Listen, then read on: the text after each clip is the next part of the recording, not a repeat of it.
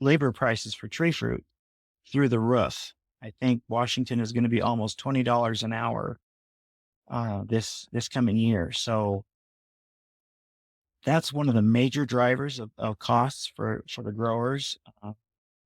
That coupled with low commodity prices has just Right. been really tough for them. And so they're looking to economize as much as they can. And um, if they can do that through squeaking by with less hives per acre.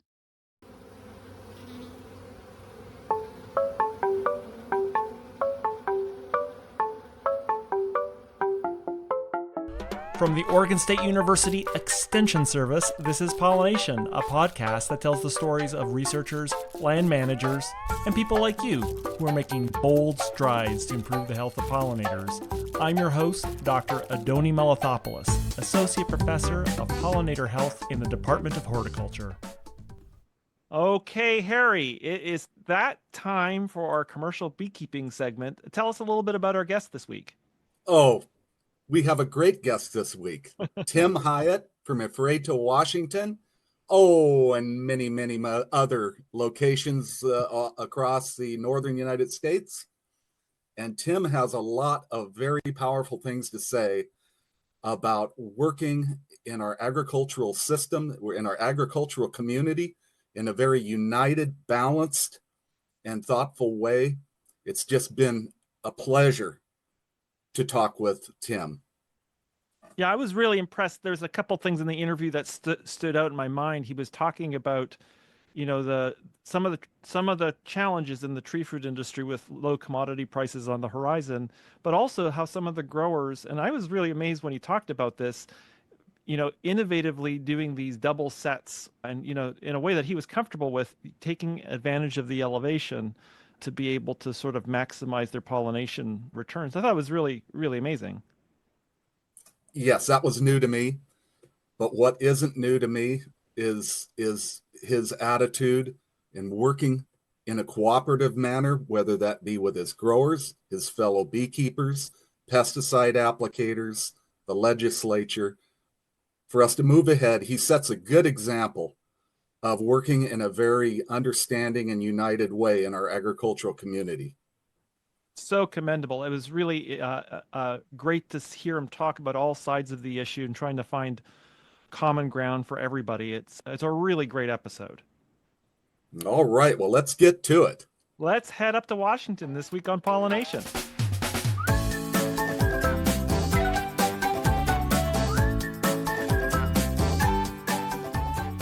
Hi, Tim. Welcome to Pollination. Hello. Glad to be here. So, Tim, I've seen since 1979, you started about 10 years before I did.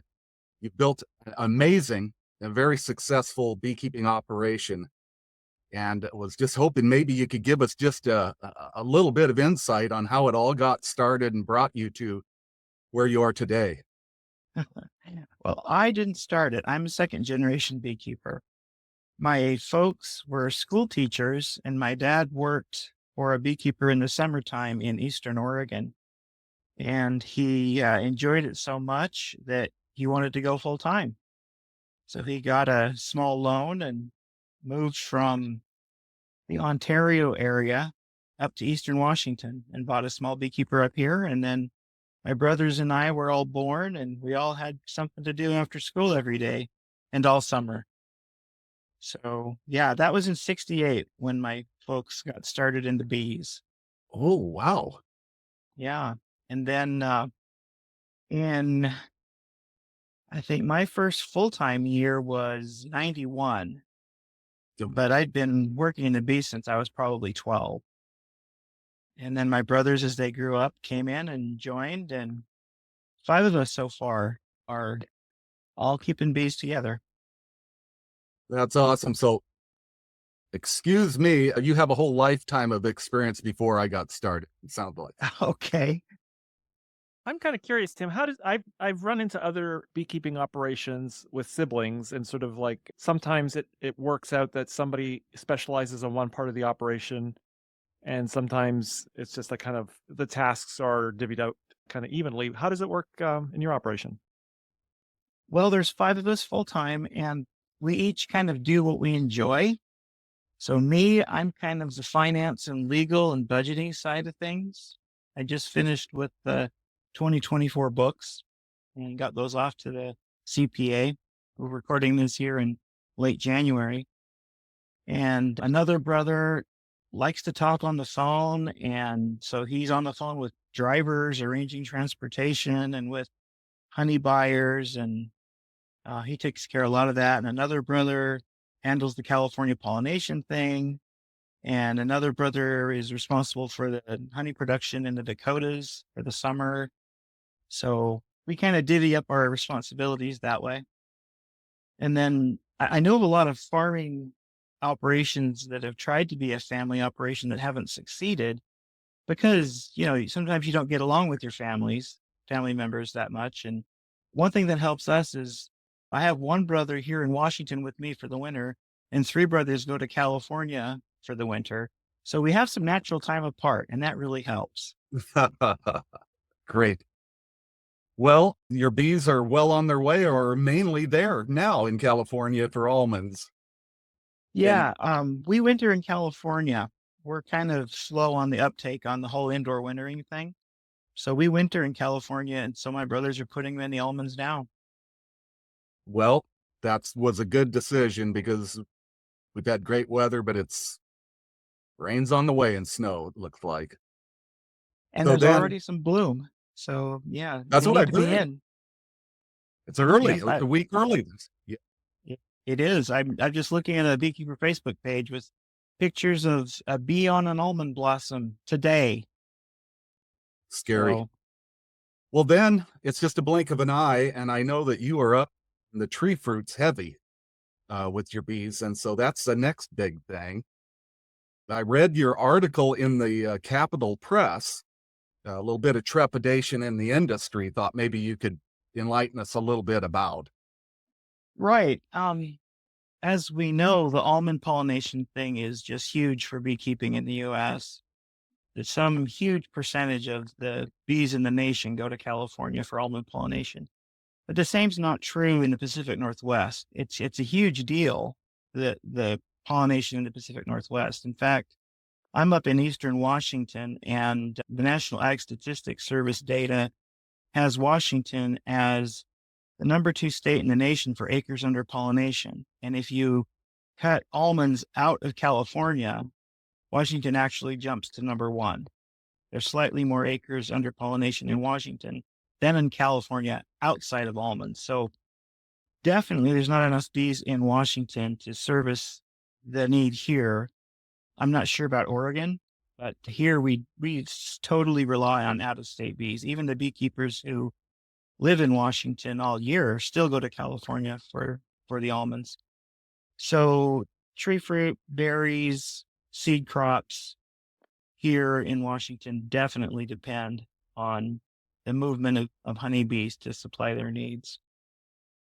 And so, in that statistics report, were tree fruits the predominant crop, or is it a Yes, apples were by far the leading crop in the Pacific Northwest in terms of acres under pollination. And then cherries and pears were also huge.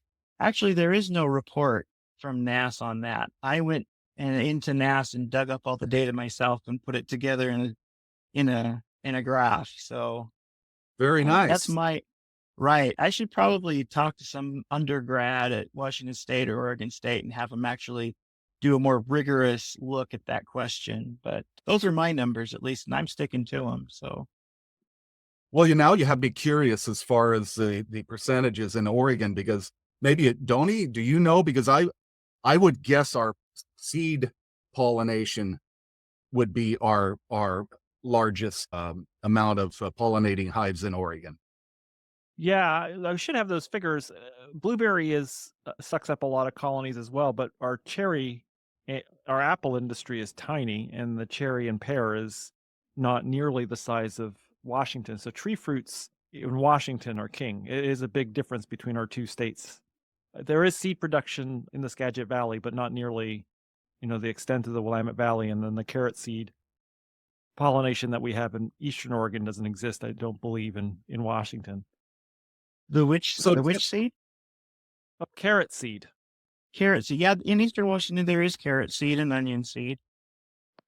May not amount to a ton of acres, but yeah, I've pollinated both of those before. We have about 1,800, or I'm sorry, we have about 18,000 hives in carrot seed in Oregon. At least that's the last figure I saw. And I'm sorry, in the Madras area. I know that we also have additional carrot seed in Eastern Oregon. That's a bunch. That's probably more than here for sure. Well, the tree So fruits are an oddity for us. And some we have pear and cherry, but the acres of apples, and apples just seem like a strange fruit to pollinate because of the need to get a good strong pollination on the king bloom, but then then you don't want the bloom to extend. It seems like a tricky pollination to pull off. It really is, yes. Over the years, we've seen all kinds of crazy pollination seasons. Sometimes we've had bees and apples for 3.5 weeks. And our record is 1 day as Really? the shortest pollination we've ever had. It was up in Orlando, right on the Columbia River. And one night we brought them in and the temperature was in the 80s the next day. And then that next night, the grower said, well, I'm done with them. Come and get them when you want. wow, that's a record, Tim. That was, they couldn't be any shorter than that.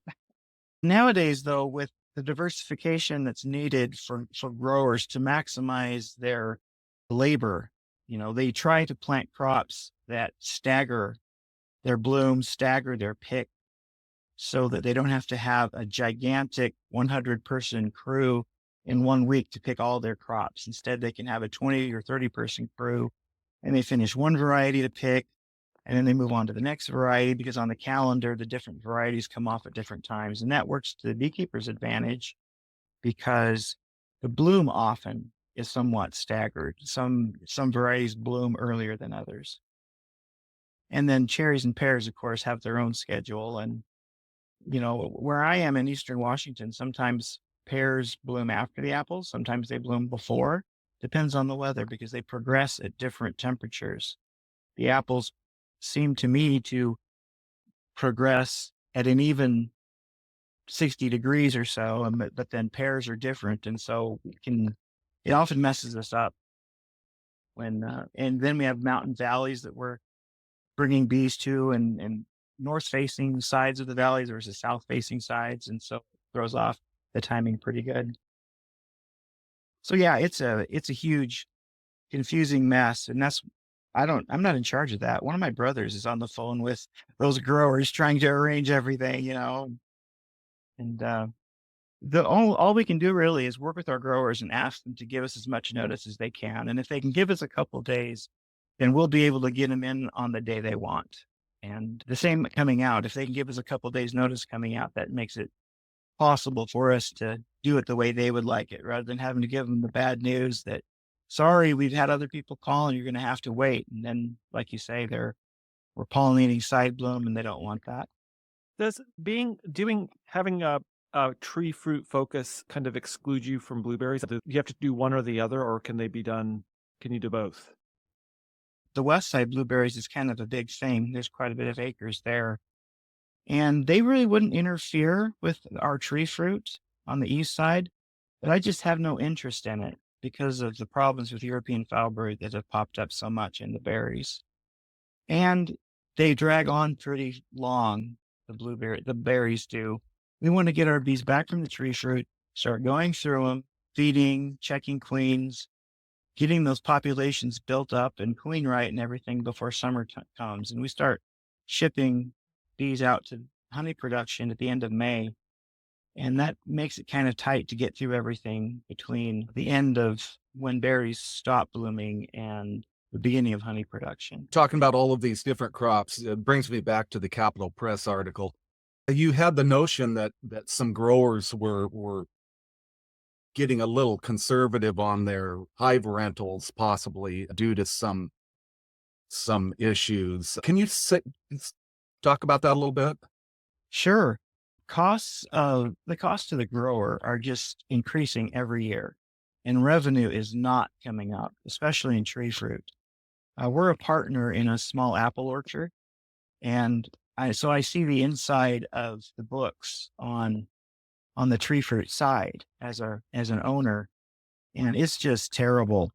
Costs are going crazy. The H2A program, which provides beekeepers with lots of good workers from out of the country, is also driving labor prices for tree fruit through the roof. I think Washington is going to be almost $20 an hour this coming year. So that's one of the major drivers of costs for the growers. That coupled with low commodity prices has just Right. been really tough for them. And so they're looking to economize as much as they can. And um, if they can do that through squeaking by with less hives per acre.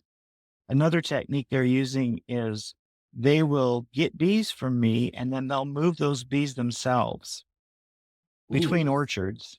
I have growers that have acreages in different areas. I have a grower that has acreage in Rock Island, Washington, and then up on the other side of Wenatchee at Monitor, and then further up the valley toward the Shasta and Dryden. And there's enough elevation change and distance change between those different locations that they operate that they can move their own bees. So we'll drop them off at the lowest elevation location, and we'll pick them up at the highest elevation location. And they've economized hugely. I have another grower that has a very large orchard. He gets over 1,000 hives, and they would get more, but they're able to take the bees from their orchards right on the river to their orchards that are only 3/4 of a mile away, but it's also up 1,000 feet up into the hills above the Columbia River. So, and I've worked with them to make sure that they're not harming the bees. Gone back and looked at the locations that they moved out of to make sure that the workers are all finding their way back to their new homes, and they are. So they're saving quite a bit of money by double setting those hives themselves or placing them twice for two complete sets of pollinations for the same grower. that's a very interesting partnership tactic that's the first I've heard of that. Yeah, some of these huge orchards and take advantage of that geological oddity of distance between blocks and um, elevation changes to really save themselves a bunch of money. But that means Nice. they have to handle those hives themselves. So they learn to be careful. Real quick. They sure do. So you mentioned labor, and I know down in our orchards, I do a lot of apples and cherries in the valley here. Picking labor has been really tough for a number of years down here. And what do you see both there and in bee operation your size isn't going to be done by 2 or 3 people. You need a lot of help. And how have you seen it change? Well, I've been in the bees long enough to remember the days when high school kids wanted to work in the summertime. Right. My first years as a full-time beekeeper, my dad said, "Okay, you go to North Dakota. I'll send you the bees and you put them out." And I was kind of hesitant because I didn't really know all the locations very well and had never done anything like that before. But what really saved me was I got there and school had just got out for the summer, and a couple kids that had worked the previous summer came out to work again. And they showed me the locations and were super helpful. Now we just can't find local folks to work. It's been really hard. So we rely on the H-2A visa program. We bring in folks from Mexico and Nicaragua, and they're all beekeepers. They have experience from their home country. It's been a very good experience for us on average. There's been a few bad apples in the bin, a few guys who didn't work out, but the majority are super appreciative of the opportunity we give them. We've got guys who would come, and at the end of their first year, they saved enough to go home and build themselves a small house to live in. Yay. That's how much they make, you know? Nice. So they are very appreciative and very much are interested in coming back for us. We've had the same guys for years and years and years. The majority have come back for us. I think the oldest guy working for us, has been working for us since, well, the 90s. So, yeah, real Very good guy. good. Yep. I know in conversation with Canadian beekeepers, their migrant worker program has gotten more difficult, and over a decade they've seen it slow down. How has been the experience in the United States with migrant worker programs? It's a very complex program, no matter what you do. When we got started in it, I thought it was complex then, and it's more complex now. What saves us, though, are companies that offer their services to shepherd your application through the process. And they provide compliance advice and monitor the paperwork at every point, and they're totally worth it. They do a great job. Years ago, we did used to run in Canada before the border closed. And boy, we made some big crops of honey up there in Alberta. We were in northern Alberta, and I remember being a little kid and watching the sun be up at midnight and thinking, wow, the bees must make big honey up here with so many flying hours. And they did. Just out of curiosity, Tim, do you remember where you were? Peace River area. Oh, great. Awesome. I think Yep. Andony might be familiar with that area. I a lived little in bit. Beaver Lodge. I'm a Peace River through and through. Anyways, Well, thank you. great. Beautiful area. Wow. Just beautiful. So do you recall what kind of crops you were pulling up there? Well, back then it was alfalfa.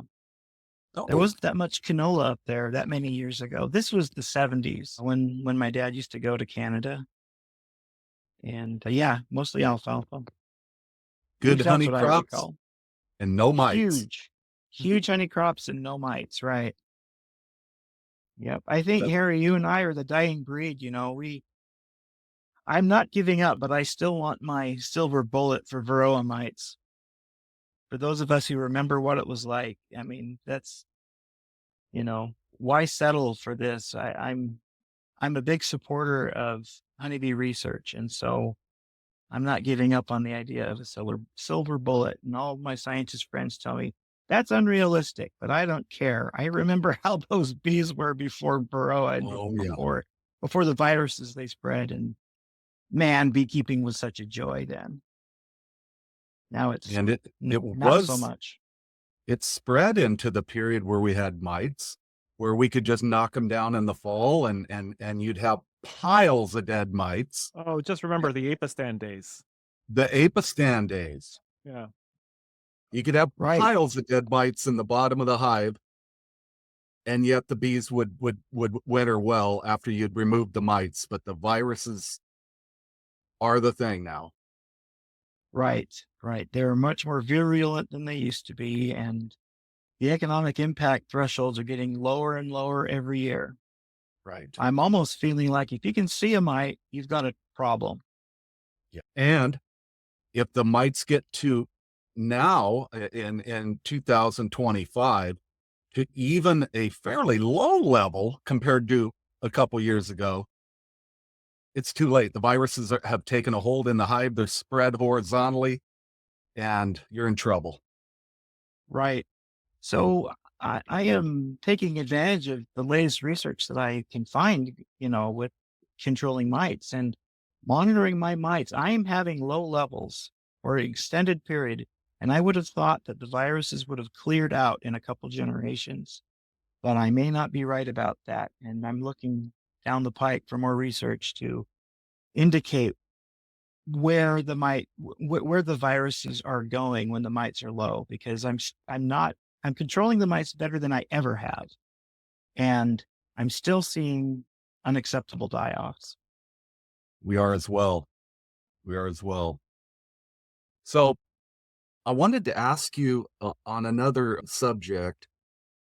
I've known for years that you and I kind of wear the same hat in our state organization as far as the legislative issues and working with them. And what are you seeing as far as governmental issues going on up in Washington and in the Pacific Northwest? For example, here in Oregon now, the thing that we're working on is the electric truck mandate, and trying to work into more of a reasonable unfolding of that project.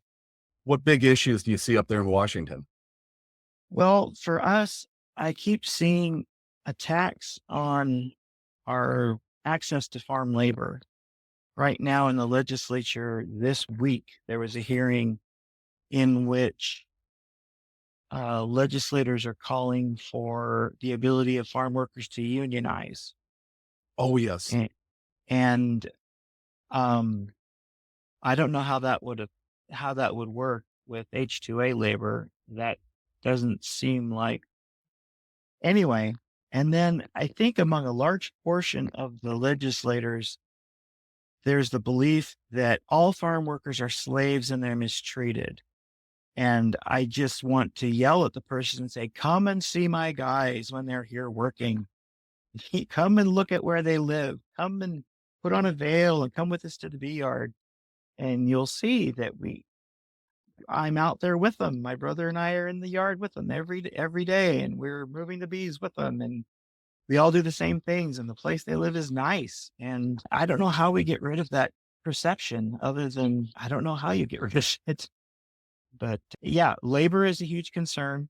Here in Washington, there's a strong environmental awareness contingent in the legislature, and we've tried to partner with them as much as we can. Bees, honeybees, and all pollinators generally supply ecosystem services, and they're very necessary. People's gardens and cities need pollination, and if there's too many parking lots and too much pesticides being applied to the median strips of roads and things, why the native pollinators can suffer. And so those backyard beekeepers play a role in cities. And agriculture depends. In Washington, being the #2 state in the nation for pollination, we have to have healthy honeybees and other pollinators to service the needs of pollinated agriculture. And the legislature is starting to understand that, and I need to keep working on that message with them. So, yeah, it's a struggle, but generally the legislature's been very supportive of honeybees. I kind of got involved in the legislative side during the big CCD scare of a few years Yeah. ago. And there was much interest in our industry and the desire to support, and they have done that. The legislature has. They have done, we've been successful in several areas. I think latest thing we did was we successfully got uh, a uh, a l- exemption from liability for keeping bees as long as you keep them according to the local zoning rules and you've registered with the state. You're exempt from civil liability. Wow. So as long as you're not criminal, you can keep bees in the state. Now, if you happen to be in a town that forbids beekeeping inside city limits, well, you have to abide by that. But if you're in a Yeah. town that says you can have 2 hives in your backyard and you have 2 hives in your backyard and somebody gets stung, you're protected from liability from that as long as you register with the state and abide by the zoning laws. And that was well received by the legislature. They did understand that the ecosystem services beekeepers and other pollinators provide are very useful. On the legislative committee right now, one of the members is taking his journeyman class from the Washington State beekeepers, and he also has mason bees at his house. So, there's no reason that native bees and honeybees can't share the same agenda when it comes to presenting forage ideas to the legislature or ideas for improving access to wild lands. Now, that's where we kind of get into trouble with some folks in the legislature because some agencies want to limit honeybee placement on public lands. And the science on that is mixed at best. The state established a pollinator health task force a few years ago. And last year, Dr. Diane Cox Foster from the Logan Bee Lab spoke to the group and explained her 3-year long research project looking at competition between native pollinators and honeybees in their area in the mountains above where they have their lab. And her results they were subtle and they were mixed. And yes, there were some ways in which there was a bit of competition between native pollinators and honeybees, and other ways in which they did not have any competition. So rather than having some groups push for a precautionary principle ban on placing honeybees on wild ground or state agency ground, there should be a more nuanced and sophisticated look at that question. And minds are hard to change, though, so we're doing what we can. I suppose when it comes to being active, as a state association and being in the legislature, it is a kind of interesting ag community because it does have this large urban constituency. In a way that the poultry industry doesn't have the backyard people keeping backyard chickens in the same association. The state association for beekeepers is kind of this unique entity that does bridge both urban and rural concerns. It really does bridge both, right? At the state convention, you'll see a handful of commercial guys and then hundreds of hobby beekeepers. And the speakers that come, they'll talk about honeybee health, and it's applicable to everyone. And so I think there's a lot more we have in common, certainly, than we don't have in common. In the past, there have been some friction between the hobbyist side and commercial side. And kind of one of my goals was to try to bridge that gap and to show that honeybee health is all of our concerns, and pollinator health generally benefits everyone. So it's an ongoing struggle. People come into beekeeping with their own agendas, whether it's I need to save the bees, save the planet, or I'm interested in these fascinating little creatures that can live in my backyard. And but there's always a place for everyone. Really, really, you struck a chord there, talking about, wanting to bring some of the legislators out, throw a veil on them, and show them what you do. That's really what kind of Andony and I and a whole bunch of other people in Oregon have been working on, is telling our story and really finding ways to build bridges. We've set up meetings with growers groups where we bring in beekeepers and the growers, and we sit down and we go over a year for that crop from start to finish, and all of the things that come up, possibilities, and everybody leaves the room just shaking their head going, why didn't we do this years ago? And that's something that we're very proud of and we work very hard on. It does remind me of what Tim was saying, in that oftentimes these hardened positions can be quite softened because they've been built up with a kind of one side versus the other, when there's a lot more commonality. And getting the conversation flowing sometimes can break down where somebody thinks, oh, we're opposed. We actually have, I imagine, even when it comes to native bees and honeybees, there is the common project of increasing forage in Washington. That this is a kind of a goal that both groups are going to have to work together on if they're going to convince anybody of anything. That's right. When I first got involved in the legislative stuff, something I heard very commonly from growers or grower advocates was, we don't owe you beekeepers anything for forage. That's your own business. And it's definitely changed. Not that they feel like we should have government programs to provide forage, but they see the benefit of making forage available to beekeepers so that it keeps their costs down, and in turn, the pollination costs don't have to rise so fast.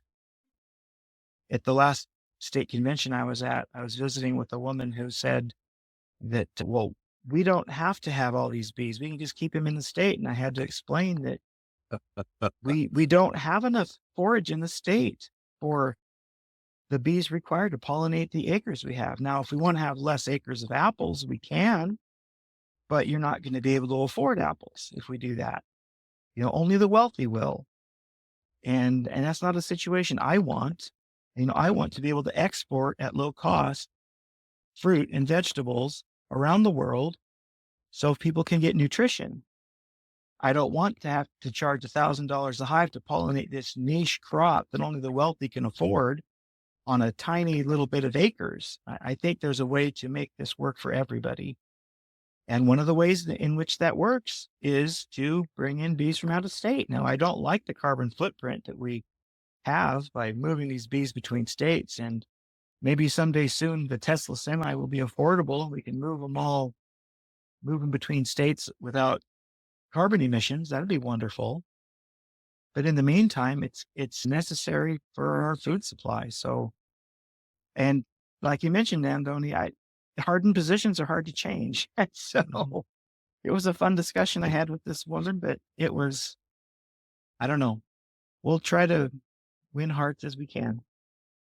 Well, maybe just to round things out, we at the beginning of Harry had the questions directed at the piece in the Capital Press about the changing shape of agriculture in Washington State, the pollination markets, and growers are looking ahead and they're seeing low commodity prices, higher labor costs, and you having much the same kind of challenges. And we Harry's questions about mite problems there's the silver bullet doesn't seem to be arriving anytime soon, even though we hope for it.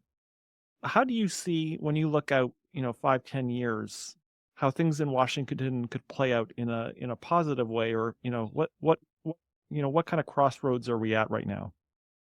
Well, with the change of presidential administration, it's really hard to predict the future. I would have thought with this change, we'd be looking at expanded export markets for fruits and vegetables, but we don't know what that's going to be. That would help the revenue side for the growers. For the beekeeper side, well, some folks have been innovating on the mite treatment side, and that is much appreciated. And we're taking advantage of every advance we can find to help control the mites. When we left Washington for the summer, I think our last year here was 78 or 79 was our last year that we kept bees in Washington for the summer. And then since then, we've left every summer because there was too many sprays, pesticides, which aren't the problem now that they were then, and that there just wasn't enough forage. But now I'm seeing in Washington the rise of small beekeepers that have 500, 1,000, 1,200 hives. And they're able to find forage for their hives. And I think that's a segment of the industry that could probably do with a little more growth. And it probably will as the pollination prices continue to rise and some of these questions of honeybee health get addressed. The person who can make a living off of a fairly small amount of hives may become more common, like it was when I was a kid. When I was young, we moved our bees by hand. We would load semis by hand to go to California for the almonds. And now we have these fancy, nice forklifts that allow a one person to do the hard labor of many that was done in the past. And so the small to mid-sized beekeeper may have a future in Washington going forward. I hope that the studies showing the effectiveness of marginal plantings in orchards continues. I hope that the results of those studies, and maybe even carried out in the Pacific Northwest, can show that if growers will maintain some of those margins and let them go wild, that will have an overall benefit for both native and managed pollinators. One of the things I've really appreciated, Tim, over the years, seeing you in the news, is your very balanced, thoughtful approach that you put forward with pesticide use. And again, you were talking about, people's, deep-seated feelings about bees can be hard to change. And there's a lot of hardliners in pesticide use. And I see the same thing you see. I know of a person that sat 1,200 hives into an area and they were all killed with pesticide. And we haven't seen that in years and years and years. And that the working together and working towards a win-win with growers and beekeepers, working together on the movements and migratory bees in and out and the pesticide applications. It seems like you and I mirrored each other in our legislators with putting forth more of a win-win attitude for growers and beekeepers. And I just wanted to thank you for that on your side. Absolutely. It's really the only way to proceed forward. We have to have cooperation and understanding, or we'll just be fighting at cross purposes. And the legislature looks at an industry that's not united, looks at agriculture and says, if you guys have your own difficulties and differences, we don't want to hear it. You go somewhere else and sort this out and come back to us. So we realize we have to be partners with the rest of agriculture and they with us so that we can work together. Emblematic of that cooperation, our latest legislative agenda item is we want to follow Oregon's lead and have a pollinator plate. And so I have a bill submitted to a representative where this week, if everything goes well, we will submit it to the Department of Licensing and introduce the bill later this week, if everything goes well. And the Amazing. sponsor, if he accepts, is a pesticide applicator pilot, spray applicator by Really? Nice. Yay. Yeah. He and I have had our differences in the past, but we both realize that cooperation is better than not. And, agriculture is better united than divided. When it came to the Oregon plate, it was a similar story that, Harry and I and other beekeepers had met with the Oregon Clover Commission and had worked out an arrangement to help colonies do that pollination more safely and recognition of the importance of that seed crop for cover crops across the nation.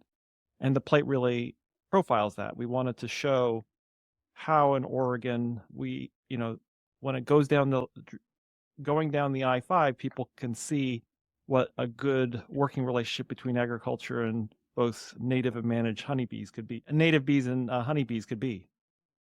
Yeah, that sounds like a great way to go. And that's what we're trying to do here too.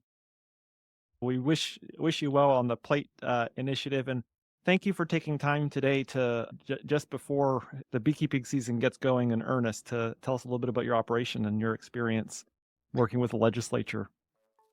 Glad to do it. Good to talk to you both. Thank you so much for listening. Show notes with links from each episode are available at the website pollinationpodcast.oregonstate.edu. I also love hearing from you, and there's a form at the website where you can pop in and say hello and give me feedback. If you want to support the show, remember to leave a rating on iTunes, Spotify, or whatever podcast mothership you use. And finally, if you have the means and you want to help support my lab's effort to document bee biodiversity in Oregon, visit OregonBeeAtlas.org and follow down to the donate button where you can make a tax-deductible donation to the Jerry and Judith Paul Native Pollinator Endowment. Every little bit helps. See you next episode.